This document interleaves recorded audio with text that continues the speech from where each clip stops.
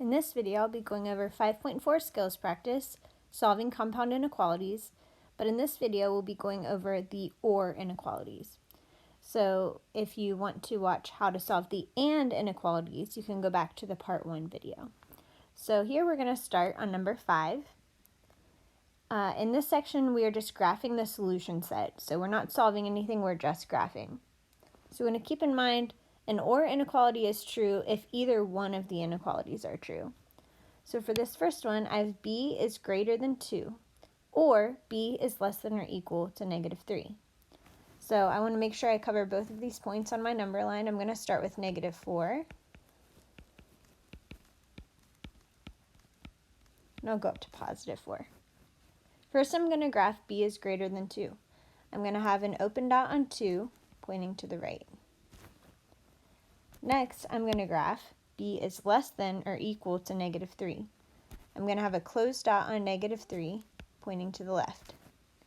For an OR inequality, we just leave it like this, because if either one of these is true, then it's true for the inequality. We don't have to look for overlap. This is the solution. Anything less than or equal to 3 is the solution, and anything greater than 2. So you're going to try number 6 on your own.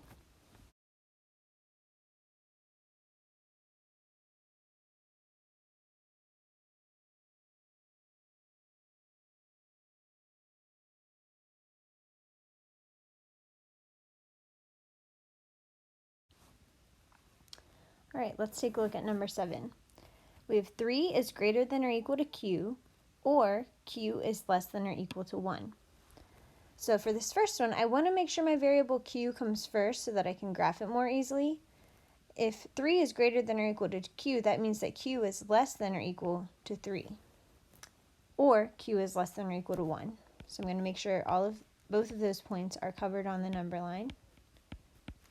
For q is less than or equal to 3, I'm going to put a closed dot on 3, pointing to the left. For q is less than or equal to 1, I'm going to put a closed dot on 1, pointing to the left. For an inequality, it's true if at least one of them is true. So my solution set starts at 3, and it goes to the left. So really, I can get rid of q is less than or equal to 1, because it's covered by the inequality q is less than or equal to 3. You're going to try number 8.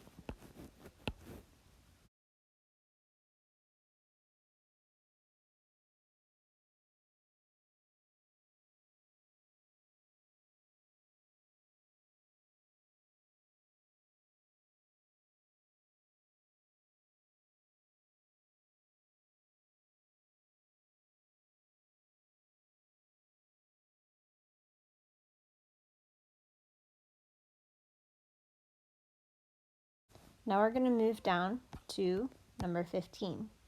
For the next section of problems, we're going to solve and then graph the solution set. For number 15, I have 7n is greater than 28, or n plus 9 is less than 1. I want to solve each of these inequalities for n. In the first one, to get the n by itself, I'm going to divide both sides by 7. I'm left with n is greater than 4. Or, for this next one, I'm going to subtract 9 from both sides. So I'm left with n is less than -8. Now I'm going to graph my solution set.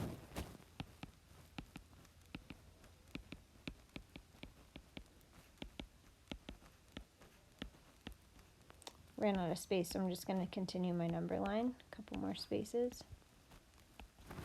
All right, n is greater than 4. I'm going to put a open circle on 4, pointing to the right. N is less than -8. I'm going to have an open circle on -8, pointing to the left. For an inequality, an OR inequality, if at least one is true, then it's true. So our solution is to the left of -8 and to the right of +4. You're going to try number 16.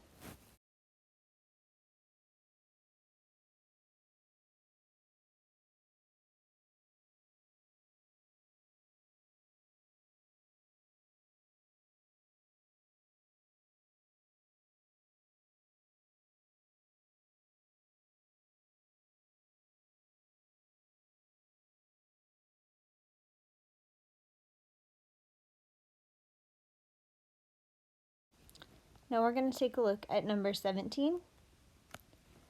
Negative 2x plus 4 is greater than or equal to 6, or x is greater than or equal to 2x minus 4. I'm going to solve each one for x. The first one, I'm going to subtract 4 from both sides first. I'm going to drop down negative 2x is greater than or equal to 2. I'm going to divide both sides by negative 2. Because I'm dividing by negative, I need to flip my inequality. Negative 2 divided by 2 gives me 1x. I need to flip. 2 divided by negative 2 is negative 1. Or, on this one, the first thing I want to do is get my x's together. 1x minus 2x is negative x. The 2x's cancel, leaving me with negative 4. The x is not yet by itself. I need to get rid of this negative, so I'm going to divide both sides by negative 1. Negative divided by negative 1 cancels, but I'm dividing by negative, so I need to flip. So I'm left with x is less than or equal to negative 4 over negative 1 is a positive 4. Now I'm going to graph. I have a closed dot on negative 1 pointing to the left. I have a closed dot on 4 also pointing to the left.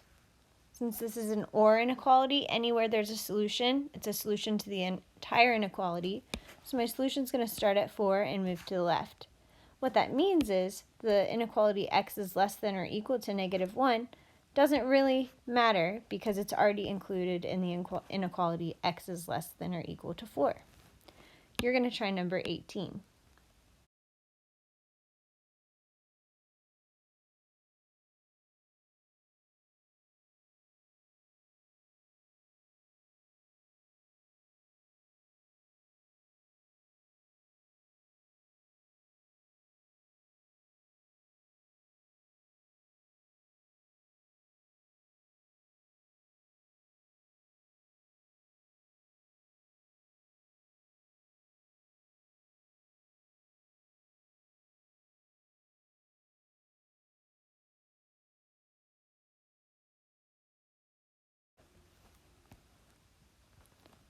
Next, we're going to take a look at number 19.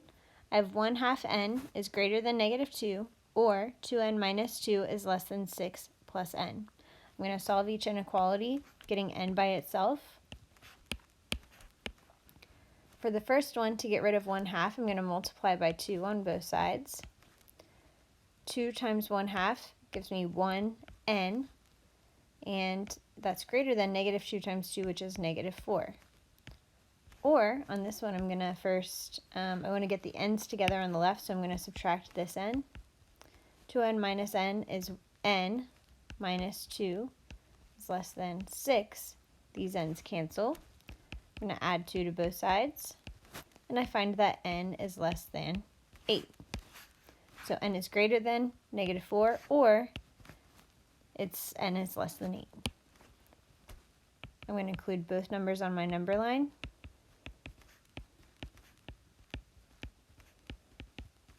I need to extend my number line. You could also skip count by 2's in order to fit it all. I'm going to have an open circle on negative 4 pointing to the right. I'm going to have an open circle on 8 pointing to the left. So this would be an example of infinite solutions.